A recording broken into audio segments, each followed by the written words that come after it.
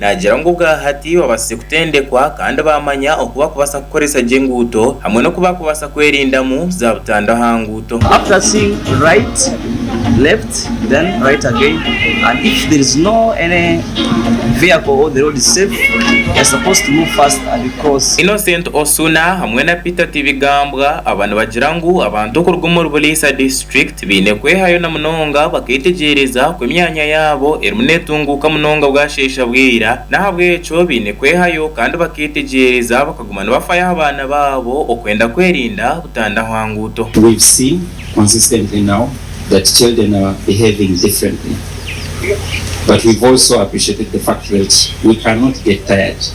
We have continuously be repetitive about the issue of road safety. Change has come, and once change comes, you as an individual must change.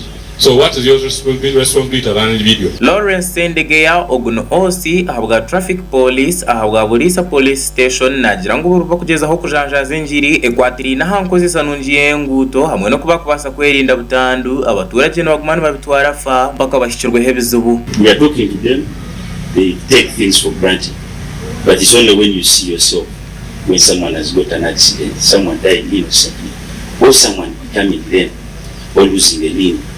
That means that your production life and everything goes backwards. Nora bigirwa oguno mukazo munyishengero ahabwa district ya Buliisa nagira ngo no mwoga gwa buri muntu okuhereza mutahi w'ekitinisa na munonga babana bakozesa enguuto kandi nangu nabo bari kuvuga hamwe n'abakutamburira bigere berinde munonga okugumana banywamarwa. Bitwa abantu bakozesa enguuto kwegendeza okubona urubata runovuga umenya ngo oyo kutanizibwa ngo mugenzi wako kuri hali uje nyuma omulinzira ashobora kutanga bona tuvuge kurundi kandi tubondere amatereka na kuri hanguuto hangu tubasyo tutatu kugiye tuta kandi we Samuel Magambo nagira ngo amashomera g'abantu buntu gongire munonga butanda hanguuto ahubwo kugira ngo bwashesha bwira no babana babinjira abane bishare by'amashomero okugira ngo bataho muka babirete oshanga abana babatomerera hanguuto. This is very serious with private schools.